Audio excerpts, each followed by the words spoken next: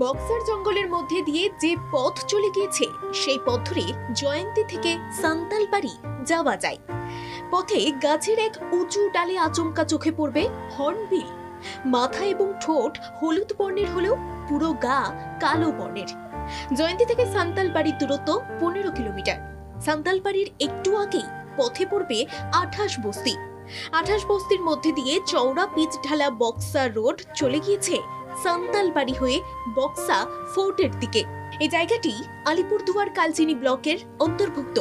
সবুজের আড়ালে লুকিয়ে থাকা শান্ত গ্রাম। এখানে চারপাশ জুড়ে চোখে পড়ে সুপারি গাছ। এই সুপারি বাগানের মাঝে মাঝে দেখা যায় বিশাল জায়গা জুড়ে তৈরি অসাধারণ কারুকার্য করা কাঠের বাড়ি, যেন ক্যানভাসে আঁকা কোনো ছবি।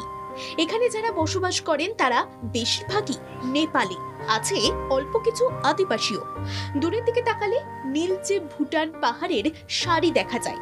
সবুজে ঘেরা এই অঞ্চলের এক পাশ দিয়ে বয়ে চলেছে বালা নদী, আর তার বাঁ দিকে 2 থেকে 3 কিলোমিটার দূরে বয়ে গেছে দিমা নদী।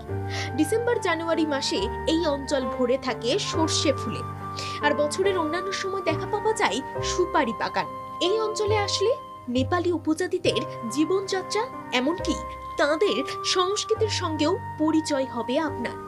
28 মাইলের পরে রয়েছে 29 মাইল। 29 মাইলে থাকা একটি বাড়ির পরেই দেখা যায় লোকালয়ের শেষ এবং ঘন জঙ্গলের শুরু। আর এই 28 ও 29 মাইল পেরিয়ে গিয়ে পড়বে সান্তালবাড়ি। শিলিগুড়ি থেকে 28 মাইল এবং 29 মাইল হয়ে সান্তালবাড়ির দূরত্ব 180 কিলোমিটার, যা যেতে সময় লাগবে 5 ঘন্টার মতো। এর নিকটবর্তী রেল স্টেশন আলিপুরদুয়ার এবং রাজা ভাতখাওয়া জংশন। এই সান্তালবাড়িতে প্রতি মঙ্গলবার করে হাট বসে।